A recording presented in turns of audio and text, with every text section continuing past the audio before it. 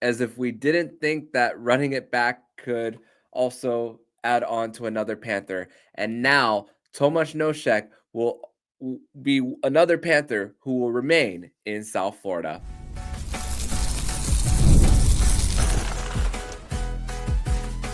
You're Locked On Panthers, your daily podcast on the Florida Panthers. Part of the Locked On Podcast Network, your team every day. And welcome into this Wednesday, July 2nd edition of the Locked On Florida Panthers podcast, part of the Locked On Podcast Network, where it is your team every day. Thank you for making the Locked On Florida Panthers podcast your first listen of the day. I'm Armando Velez from the Hockey News. You can follow me on X at MonoMan12.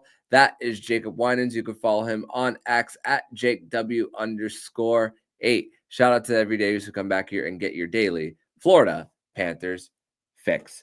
So, Panther fans, free agency has come. It's gone as the first wave of it is over. Today, we are going to discuss some of the moves that the Panthers made, along with retaining some of their big pieces. We are also going to discuss Bill Zito and Aaron Ekblad meeting with the media today and discussing their free agent process.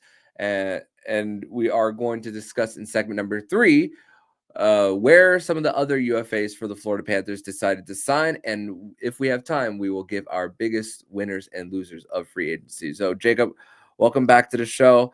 And it's funny because when the reports came out that the Florida Panthers and Tomas Nosek were trying to get in on an extension, I'm just thinking, okay, the Tomas Nosek is making the minimum, the absolute minimum. And if you are working in a job and you are working at the minimum, at some point you would want a raise. And to think that Tomas Nosek is another one of the Panthers who decided to stay with the team, for him, it's a 1-year, $775K contract, doesn't get a raise, makes the same exact money that he was making last season to remain with the Florida Panthers and have that fourth line once again together. How shocked were you? Because I was shocked as can be. Yeah, I was very surprised, and I think it a couple things kind of gave me the indication that we might be going in this direction, and one was trading Justin Sordiff. Yes, it sort of screamed to me. His waiver exempt status was not going to be in effect this season coming up. So the fact that they traded him told me that they weren't planning to have him graduate to the NHL level, and they knew they couldn't stash him in the AHL anymore, and he would be claimed. And the only reason I could think of why that would be the case would be if they were really going to bring back pretty much every forward from last year's group, and that's exactly what they did, with the exception of Nico Sturm. I mean, I think Nosek really took the job and ran with it in the playoffs after the Toronto series, and that Greer, Nosek, and Gadjevich line became so valuable to the Panthers that it almost became a necessity to bring that group back. And we know how much Paul Maurice likes to rely on his 4C for faceoffs, for penalty killing, and for a hard forechecking style. It doesn't matter if they score a bunch of goals. It doesn't really matter if they put up points.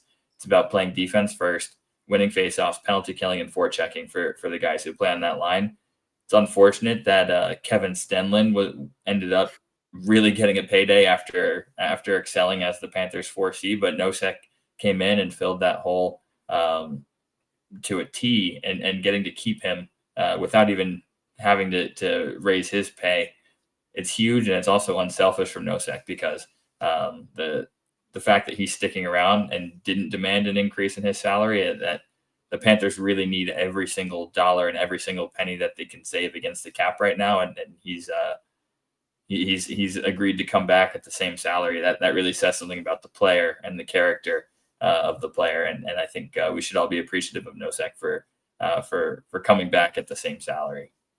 Yeah, that fourth line was a +3 in the postseason. Their only goal against came in the final in that comeback in Game 4. And to think that Paul Maurice did not put him in the doghouse after game one, after his delay of game penalty that resulted in the Draisaitl overtime winner. Also goes to show how much of a player's coach Paul Maurice is, and he's not going to hold grudges against guys as well. And we spoke a few weeks ago after the Panthers won the cup the second time about the emotion that Nosek had with when he embraced Paul Maurice and just the fact that he gave him a chance. And hey, it's such another one of those great stories. And then even Zito, when he met with the media, which we'll get more into his availability later, credit to that whole line on just how they were able to recover after being scratched for most of the playoffs here. And yeah, you said that the Panthers need as much cap room as they need to try to squeeze everything out. They extended Daniil Tarasov, who was an RFA after they traded for him for a 5th-round pick, 1 times 1.05. Zito said that Lou identified him and also were really high on him. So he gave a lot of credit to the goalie excellence department.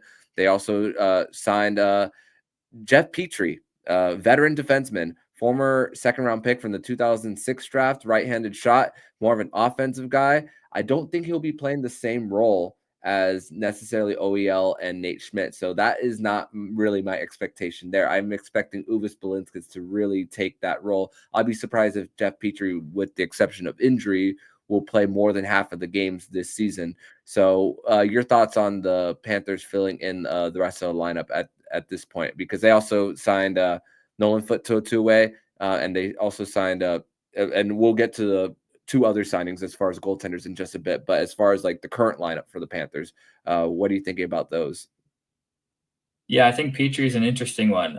He, at one point, at the prime of his career, was one of the best right shot D-men in the NHL.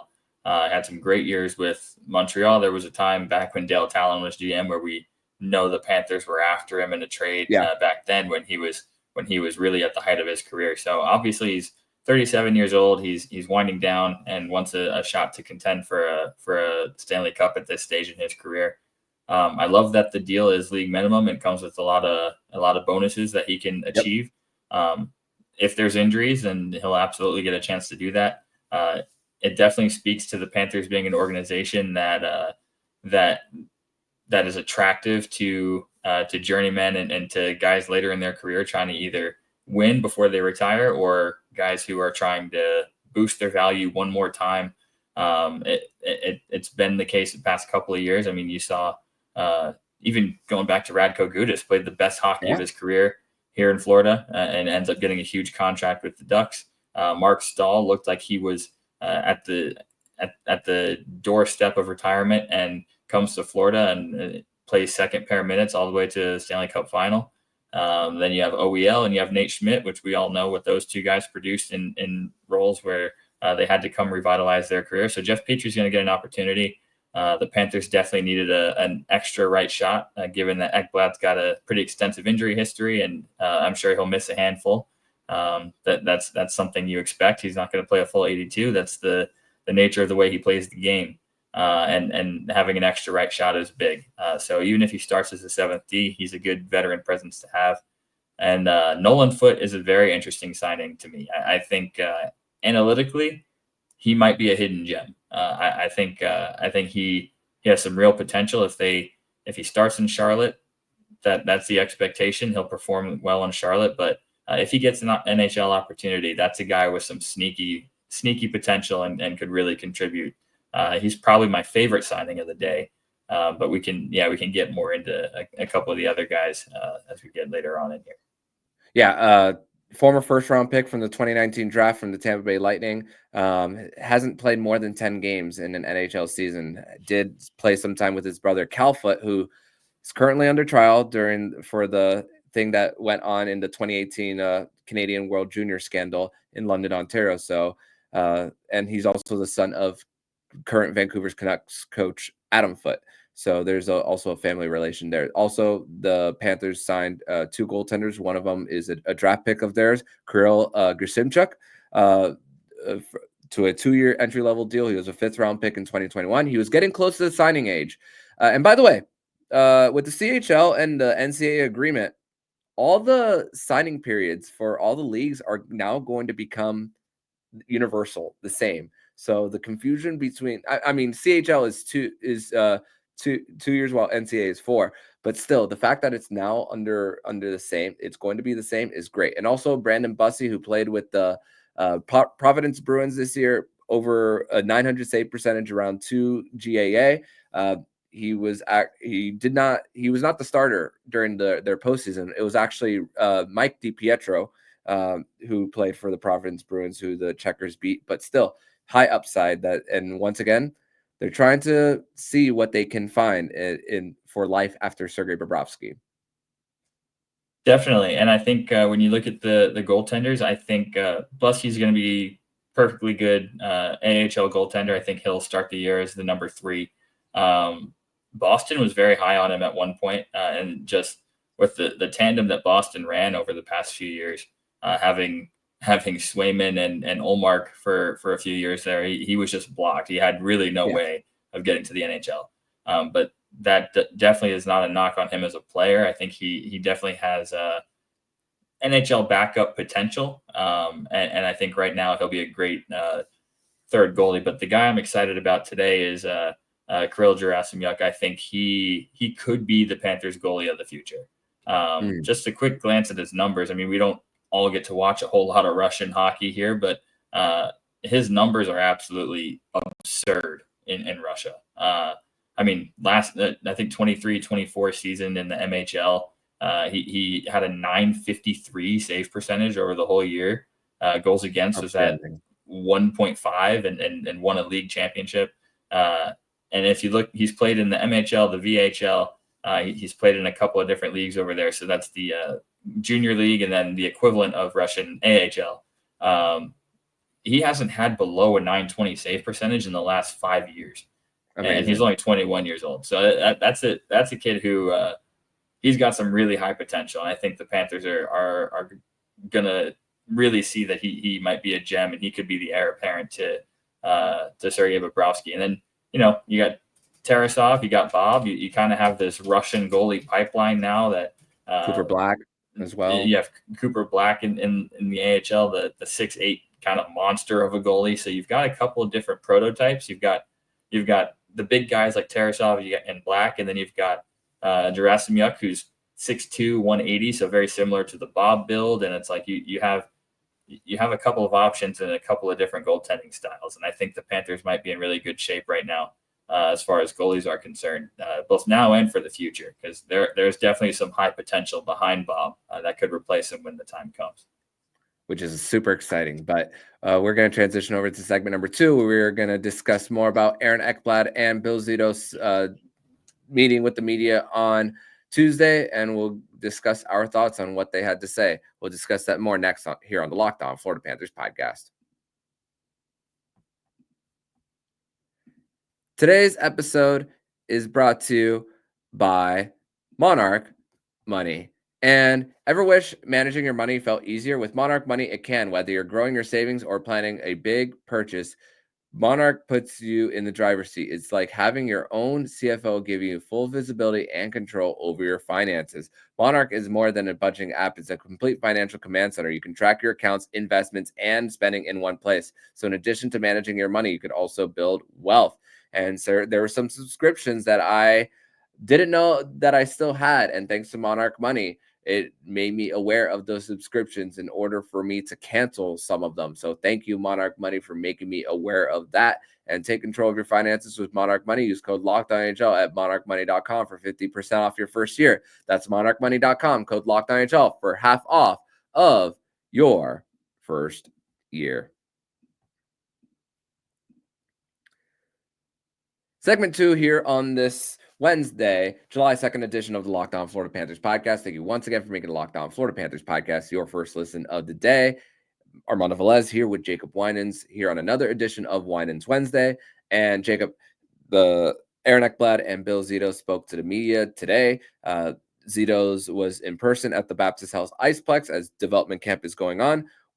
Also, credit to Jordy Kinnear getting this development camp off after the Checkers went on a long playoff run. So Jared Stahl is getting the opportunity to deal with the kids. And also the development camp They were at the Marlins game on Tuesday, as Marlins have won 8 straight now.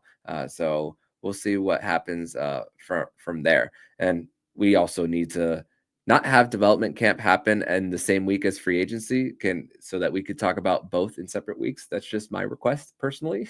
But let's get right to what they had to say. Aaron Ekblad spoke about the pride in his career when it comes to just being in South Florida, and also the fact that it was a driving factor of him being with Forsling and having him as his D partner. Obviously, when you go somewhere new and you get a higher raise, it's the style of play and also the results might not always be the same. And it's always thinking about the unknown. And also Bill Zito referenced it to Aaron Ekblad. It's just about the relationships across the ice. So it just goes to show how much of the bond that they build, not only on the ice and that just building the chemistry, but what they did away from it as well, is just so great to see. Yeah, I mean, we've talked about it many times over the past couple of years that the Panthers are a destination franchise, and people from the outside looking in want to be a part of it. But you really see that when it's guys who've been here, and instead of just guys on the outside looking in wanting to be a part of it, it's the guys that are already within the organization that want to stay a part of it. And you don't often see that when teams win.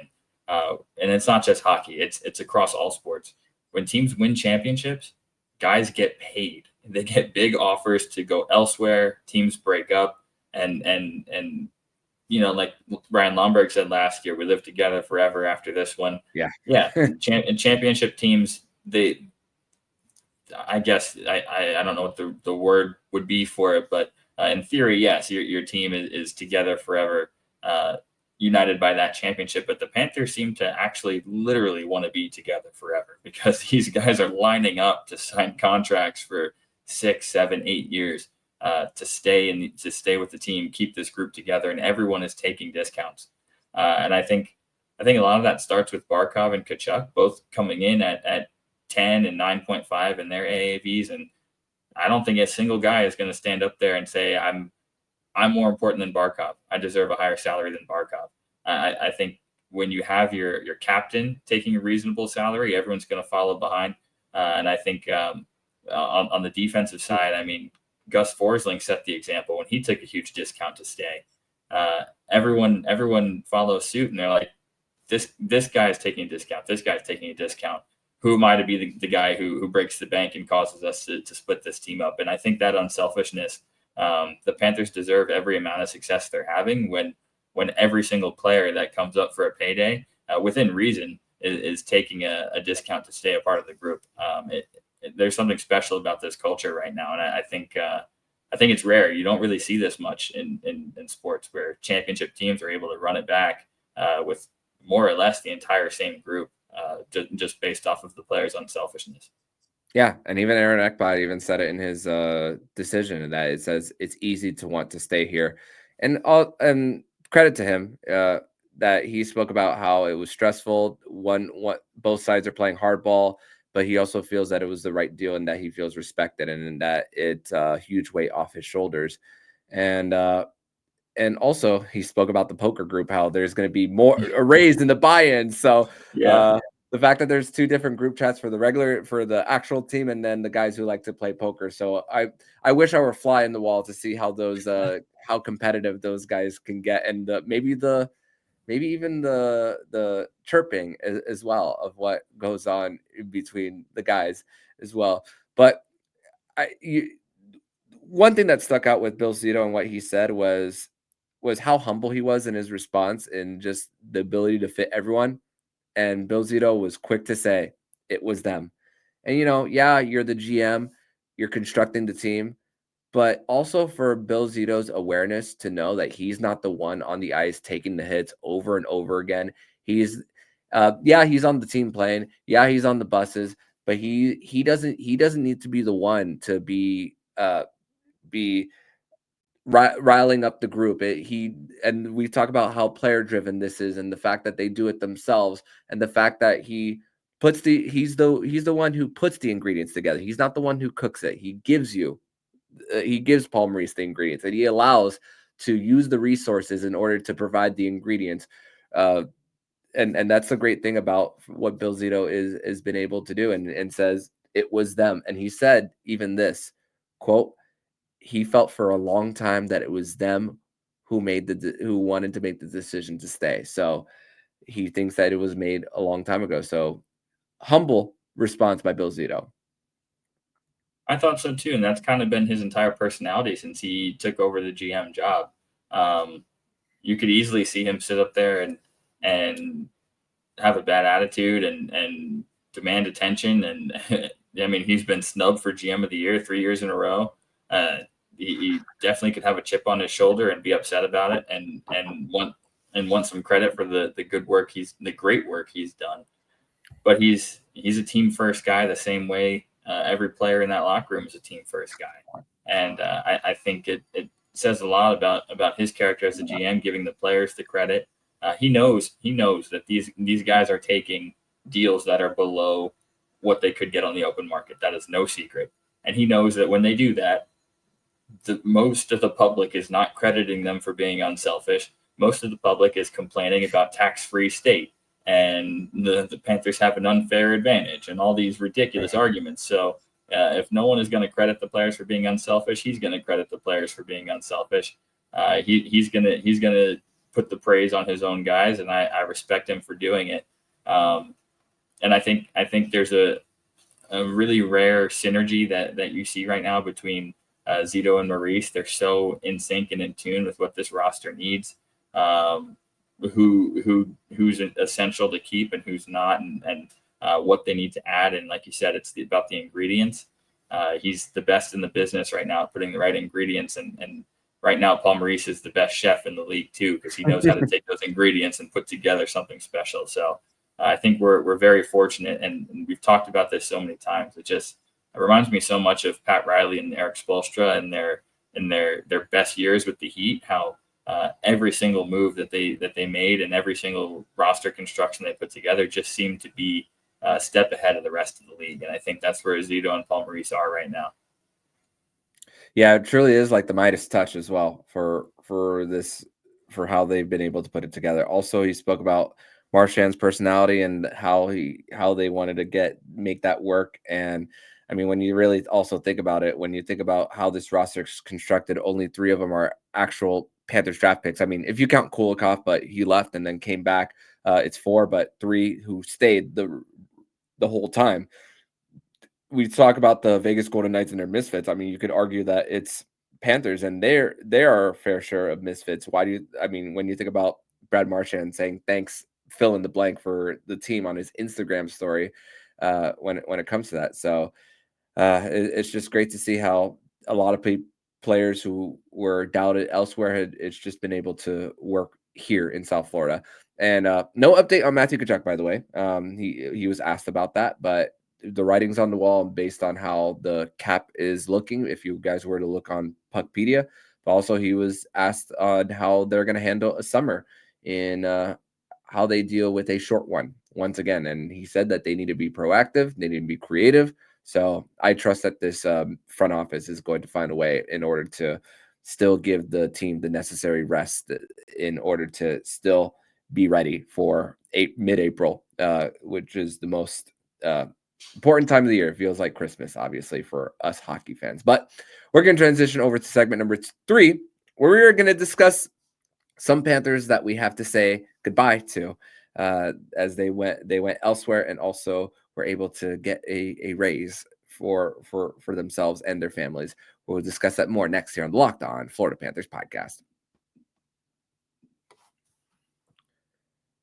Segment 3 here on this Wednesday, July 2nd edition of the Locked On Florida Panthers podcast. Thank you once again for making the Locked On Florida Panthers podcast your first listen of the day here on a Wednesday. Armando Velez here with Jacob Winans here on Winans Wednesday. And so the following players have signed elsewhere. And the one that we expected to leave the most is Nate Schmidt. And for Nate Schmidt, he signs a 3 times $3.5 million deal with the Utah Hockey, not Hockey Club, Utah Mammoth. And Vitek Vanacek also signs with the Utah Mammoth at 1 times 1.5. And Nico Sturm, 2 times 2 million with the Minnesota Wild. And Jacob Magna, 2 times 800K. So happy for them. Magna gets term after being bouncing up and down the AHL and previously with Chicago, Plantation, Florida native. Sturm got his 2 Stanley Cups, gets term as well. Nate Schmidt bought out, just like OEL, gets a new deal. So happy, I'm very happy for those guys that they got their pay. Yeah, they all earned it. I think Schmidt definitely top of the list. I think he probably quite literally added an extra million to 1.5 million per year to his next deal just off of the way he played in the playoffs. He was absolutely spectacular in the postseason. If you think back to his series against Tampa, first couple of games, he was a goal scoring machine. He was huge to start that series, and then 3 he came up 2 games. 3 goals in 2 games, which is ridiculous. Came up huge against Edmonton a couple times when and late in the Carolina series when the Panthers' top power play unit is struggling. Nate Schmidt was running the second unit, and that unit really became the top unit. The second unit was scoring. He was racking up primary assists. He was a monster against Edmonton early in that series. So I think Nate Schmidt more than deserving of his new deal, and it very likely could carry him to the end of his career. And what a way to finish it with a nice bump in salary and getting on a team out in Utah, which is kind of on the rise right now. I don't think it'll be long before he's playing playoff hockey again. So big for him. Definitely happy for Nico Sturm going back to Minnesota. 2 million per year on his deal. Led the NHL in faceoff percentage heading into the trade deadline last year, which is why the Panthers picked him up. Did a great job on the fourth line until the Nosek line replaced him halfway through. And I thought he was great in his role. Now, if I'm not mistaken, Nico Sturm took the Kyle Pozo route and didn't score a goal as a Florida Panther, which is always funny when you get a forward who comes in and plays the role to a T like that, but ends his Panthers career with a Stanley Cup and no goals, which is always funny. You have more championship rings than goals scored with a team, but he was great in his role. Magna was a guy we were super happy for, a Plantation native, getting to lift the cup in a Panthers jersey, growing up in South Florida. That was a pretty cool moment for everyone in South Florida, seeing that come to fruition. Then Vanacek, we love Vanny for his antics against facing off with Stuart Skinner pre-game, the staring right into his soul. I thought he made that was his big impact on the Stanley Cup Finals. So Vanacek's personality. Oh yeah, we definitely wish Vanacek the best, and Utah is kind of taking a bunch of our former players out there, and Toronto. They like to, and Toronto. It's Utah and Toronto that love to scoop up our former champions. So we wish them the best, all of them out there in the West. I love when our guys head out west after they leave the Panthers. You don't have to play against them as much. Yeah, even the teams that didn't win the championship. I mean, Calgary has a few former Panthers, Seattle as well. So their former Panthers are everywhere that have been on pretty long runs for them. Also, for AHL guys, Kaapo Kähkönen, who was a big part of the Checkers playoff run, he signed with the Montreal Canadiens. John Leonard is signed with the Detroit Red Wings. Also, no qualifying offers for Zachary Ewens, Nathan Stales, who was a big part of winning the Kelly Cup with the Florida Everblades the last 2 years. Also, Tobias Bjornfoot, Mackenzie Entwistle, Oliver Coulier, and Wilmer Skoog are free agents. So those are other guys who will hit the open market. But now let's get to the part of the show where we discuss our big winners and losers of free agency. And honestly, this was an underwhelming free agency because a lot of the deals got done prior to, and not a lot of the big names got in. So, which the biggest fish to land is Mitch Marner. and he is why Vegas is one of my winners for what they did in free agency, being able to trade him, get Nicholas Waugh's contract off the books. Also, I thought Anaheim was a big winner, using their cap space to bring a big top 6 forward in Mikael Granlund, who could play up and down the lineup on the top power play. New York, they got a first-round pick for Keandre Miller. They brought a defensive defenseman in Gavrikov into the mix, and also Carolina. They were able to also sign Logan Stankoven into an extension, as well as, I don't know if Keandre Miller fits Rod Brind'Amour's system, but hey, I'm gonna let that be a TBD when it comes to that. And they also have a chance to still sign Nikolai Ehlers, which I believe Carolina is still the favorite for him. So winners for you, Jacob. Yeah, my winners, I've got New York Rangers. I thought had a fantastic day. I think Keandre Miller kind of underwhelmed for them. I think they were really hesitant to give him term and the AAV that he was going to get on this deal. Really talented player. I just don't think he's a fit next to Adam Fox, and we kind of saw that. So I think they were smart to move on from him, and I think they got an absolute haul. I think the draft picks are great that they got back, but Scott Morrow, I thought that was a piece that 22 years old. Yeah, that's a good get for them. I know he played really poorly in the playoffs thrown in against the Panthers, but who wasn't going to play poorly against the Panthers the way they were rolling in that series? I think he was in a little bit too deep for being as young and inexperienced as he is, but I think his potential is really high, especially as a right shot D. So I think long term, this could end up being a couple of great draft picks and a top 4 defenseman that they get for Keandre Miller. So to replace Miller with Gavrikov on less of an AAV than Miller got in Carolina, that's good business. So I thought the Rangers were a winner. I do want to say Vegas is a winner. I'm a little concerned about their defense. I think the right side of their defense looks really shaky right now. But there's no longer playing, probably. Exactly. As of right now, they project to have Braden McNabb on the top pair on the right side. He's a lefty. I don't love the way their defense looks, but I think forward-wise, they can score with anybody now. Mitch Marner, I would not be shocked to see him play better in the postseason now that he's in a much lower pressure environment than Toronto. So I think they're a winner. And as much as it pains me to say it, I think Toronto did pretty well too for their free agency here. You get Tavares for cheap. You get Nyes on a really good deal. I mean, that Nyes contract is really nice. I think they made I see what you did there. It's really nice. I think they made a couple of really solid moves. So I think Toronto is definitely a free agency winner so far.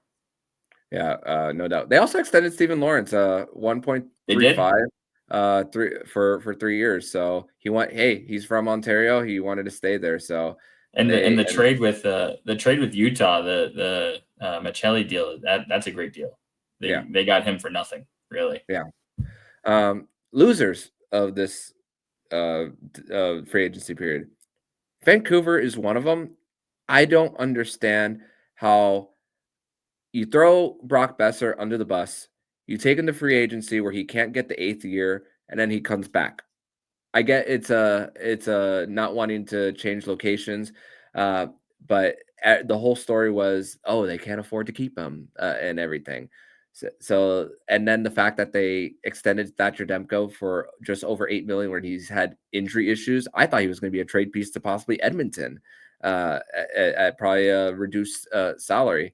And we spoke about the culture issues a few times, and then they bring Evander Kane into the mix as part of a trade. Los Angeles is one. Yes, we spoke about Gavrikov as far as going to New York, but I know Corey Perry is still an absolute grinder, but the age is eventually going to catch up there.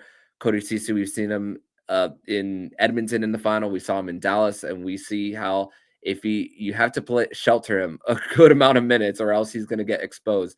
Boston signing signing Tanner Jeannot for a fourth liner to almost $3 million AAV for him. So that one is a little bit confusing. Morgan Geekie, I feel like he's a little overpaid for what he brings to the table. So I think Boston's a little bit of a loser. But I also think that Boston's also embracing the fact that they're in a little bit of a change of direction. And Edmonton, they didn't really add to their goaltending. They had to subtract from their roster. Connor Brown signs with the Devils. They trade Victor Arvidsson to the Bruins. And then even though they had the cap space for Corey Perry, they didn't give him. They couldn't beat out LA's offer. And also, yeah, the Ken Holland factor is real in Los Angeles. So I get why Corey Perry decided to sign there. So you're losers, Jacob. Yeah, I think you honestly have my exact list. We are in sync right now because I think Edmonton's a big loser. I think Evan Bouchard definitely. I don't know. I don't know if I would have given him that kind of money. And also, it seems like you're caving on everything he's asking for because Bush wanted a shorter deal. I think he wants to get a giant payday when this contract is up, and I mean a giant payday when the cap is high. So if you're caving on the term, you think you could get him to lower the salary ask a little bit, but they kind of gave him everything he asked for, and you end up having to purge from your roster and not really adding anything else. So I thought Edmonton definitely got worse today. I think LA had a brutal day. I think calling them just a loser is I think that's an understatement. I thought they had a horrendous day. Cody Ceci makes no sense. 4 years, 4.5 per year, 31 years old, and he has been awful in playoff situations in his last two stops. That contract makes no sense to me. But then to double down and pay Brian Dumoulin 3 years at $4 million per year for a guy who, plenty of playoff experience, won a couple of cups, but he's played a lot of hard minutes. He's not a good skater anymore. He's injury prone at this stage in his career. I thought that's a bad deal. Anton Forsberg, they signed him to help out with goaltending. That one I like though. I'm okay with that. I'm okay with that one.